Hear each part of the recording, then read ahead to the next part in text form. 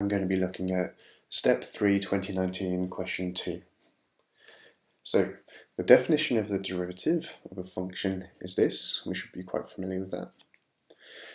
The function f has a derivative f dash, and it satisfies this condition for all x and y. And we're told that the derivative when x is 0 is k, where k is not able to equal 0. Show that f of 0 equals 1. Okay, so we should have a reasonable idea of how to attempt this. And what we could do, I'll actually just work this one out on the side. We could go, okay, well let x equal 0. Okay, because we're going to want to find out what f of 0 is, so letting something equal 0 isn't going to be a bad idea. Well, on the left hand side we'd get f of 0 plus y, so f of y, and on the right hand side, well, I'd get f of 0 f of y. Okay. So hopefully we can already have a good idea as to why f of 0 might equal 1, but I think we need to prove this one a little bit more strict, a bit stricter than that. So if I bring everything over to one side, f of 0, f of y, and that is all going to equal 0. Well, if I factorise this now, I will get f of y, brackets, 1 minus f of 0 equals 0. Alright, so for this to be true, well, there's got to be, well, either f of 0 equals 1, okay, sorry, f of 0, f of 0 equals 1, or, well, f of y could equal 0. Well, so that means that the function, I could swap y with x, okay, but let's just call this one y. Well, that's just going to look like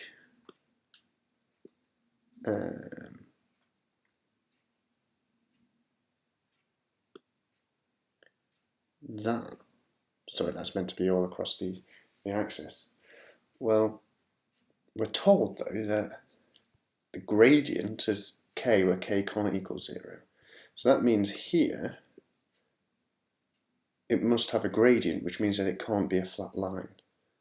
So because of that, but as f dash of 0 equals k, and well, k can't equal 0, well, that means that f of y can't equal 0.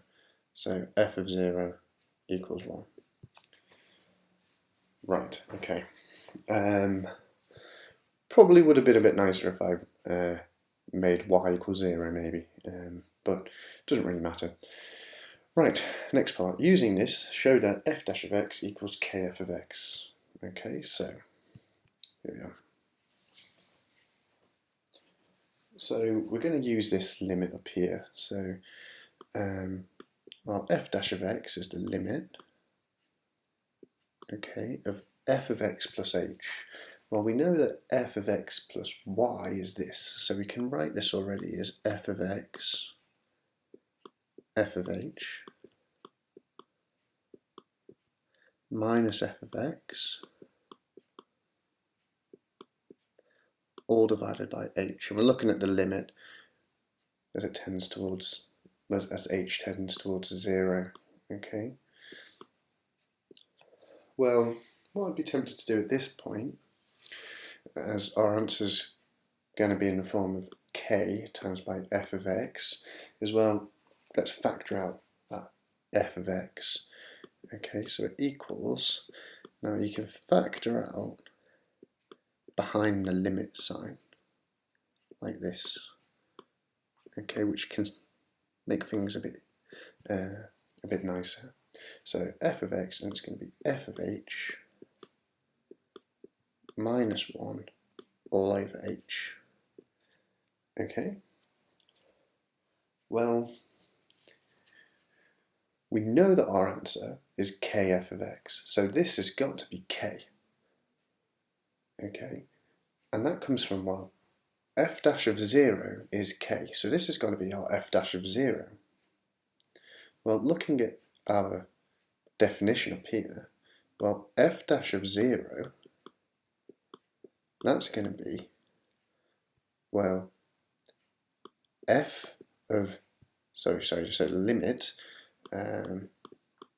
of f of x plus h, well, x is 0, so f of h, minus f of 0, well, f of 0 is 1. Okay, all divided by h. We're told that that equals k. So, we get our answer, k times by f of x. Right, so that's this first part. Okay, we want to find now f of x in terms of x in k. Well, what we've got here is a differential equation which we can solve. Okay, what we're told is that the derivative of some function equals k times by that function. So this is just a simple case of separating variables. 1 over y dy equals k dx. Integrating both sides, well, we get ln of y equals kx plus c. Well, let's see if we can already get what c is. Well, we know from here that when x is 0, y equals 1. Okay, so when x is 0, well, that's 0, and when y is 1, well, ln of 1 is 0, so that means that c must equal 0. Okay, so we've got ln of y equals kx, so y is going to equal e to the k x. Okay, so that's the first part of the question done. So that's all done there. Next one. The function g has derivative g dash and satisfies this condition here. Now we're told that g of x is, well, the absolute value of g of x is always less than 1, and g dash of 0 equals k. Okay, now in all good step questions, this will follow on from the previous parts. Okay, and as we can see, this previous part, we wanted to show that f of 0 equals 1, and we could see why that was useful, because that part here helped us in evaluating this.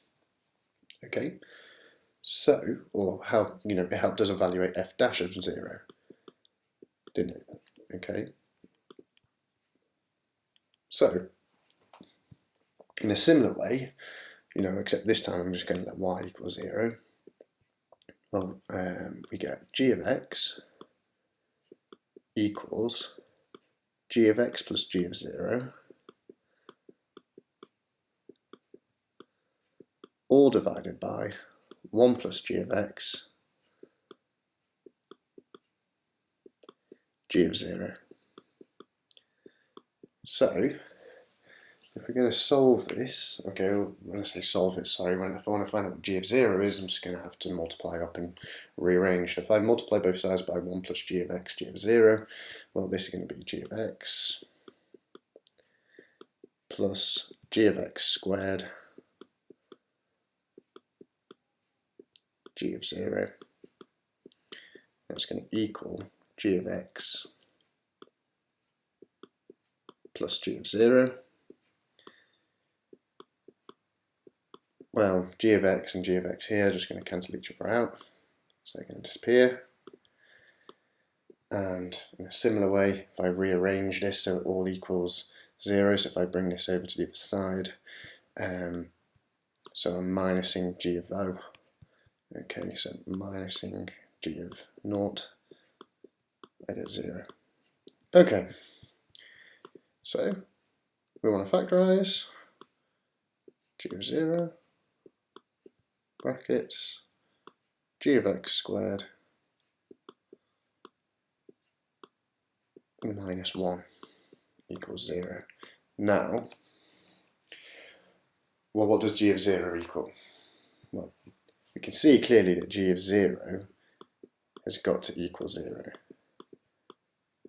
But you could argue, well, could g of x squared equal 1?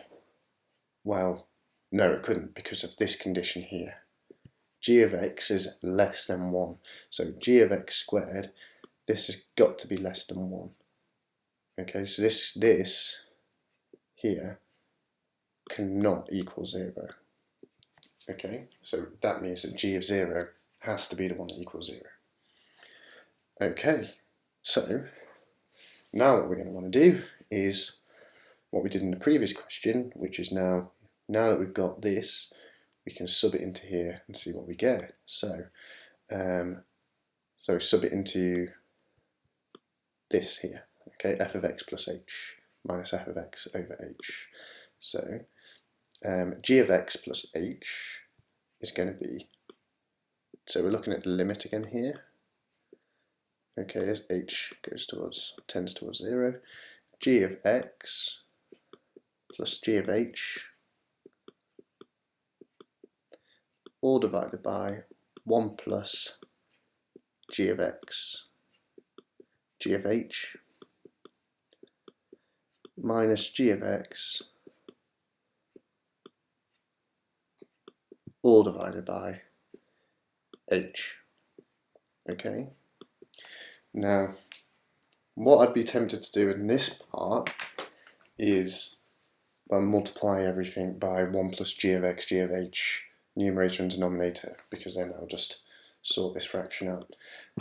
So the top is going to be g of x plus g of h, and I'm multiplying everything by 1 plus g of x, g of h, so minus g of x times by this is going to be minus g of x minus g of x squared minus g of x squared g of h. Okay, all over, well, h times by this, so h times by 1 plus g of x, g of h. Okay, and we're looking at the limit of this. So we're going to want to do something that we just have very similar to what we did in the first part of the question. Well, first of all, g of x minus g of x, I can already get rid of those. Okay, and I can factor out a g of h on the top.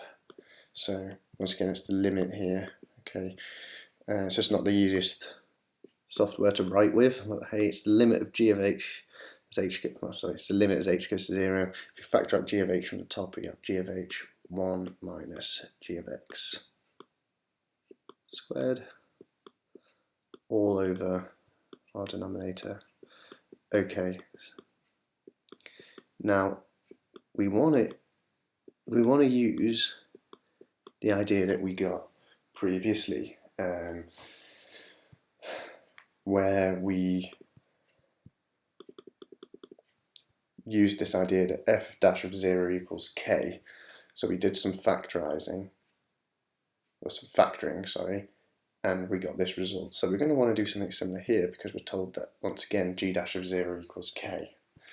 Okay, so if I just write this over here, so limit, you know what, actually, I can already factor out dot 1 minus g of x squared. Okay, and it's the limit of g of h over h 1 plus g of x g of h. Okay, well, remember we have got the derivative at 0. Okay, and that equals k.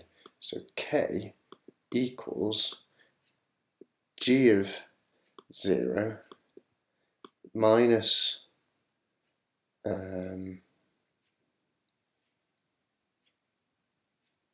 hold on 1 second.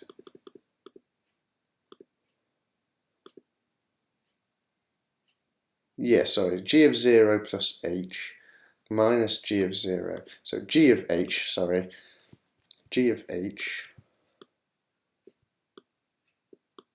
minus g of 0 over h, and the limit of that.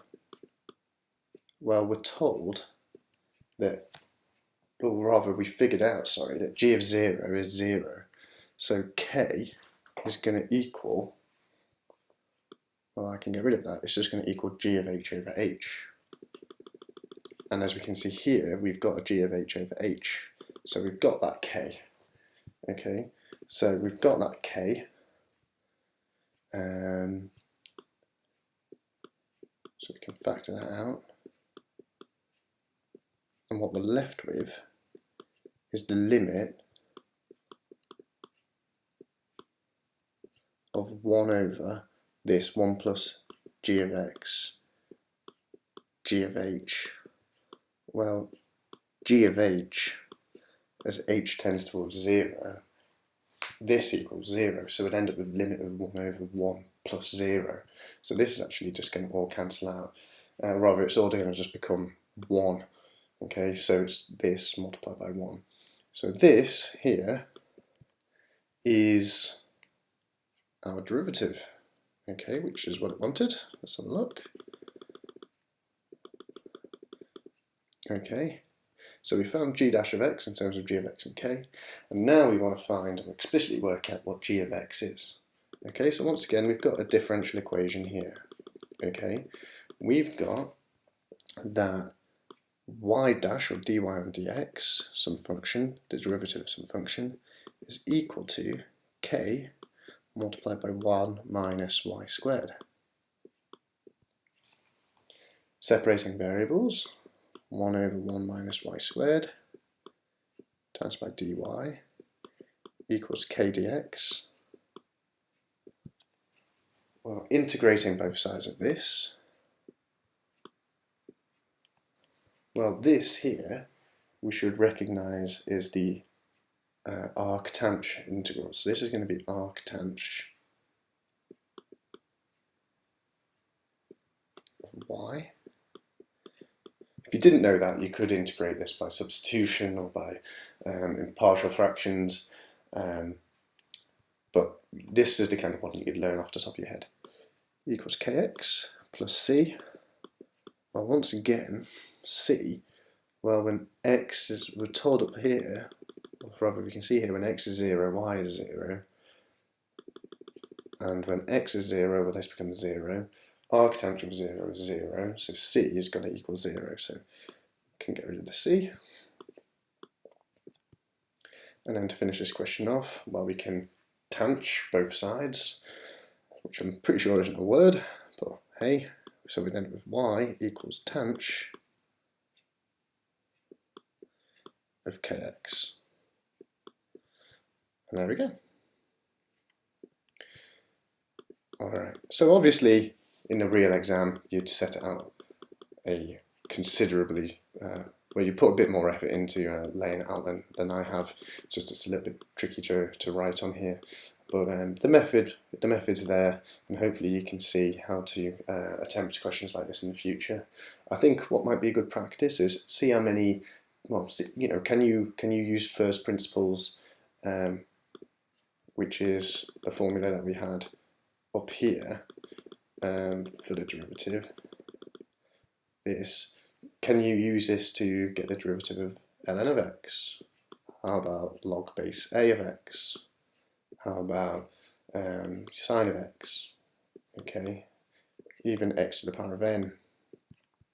Okay, see if you can use this to to figure out what the derivatives of these are, because you may know them off the top of your head, or rather you should do, but it's a good idea to actually appreciate where they come from and fully appreciate what's going on here.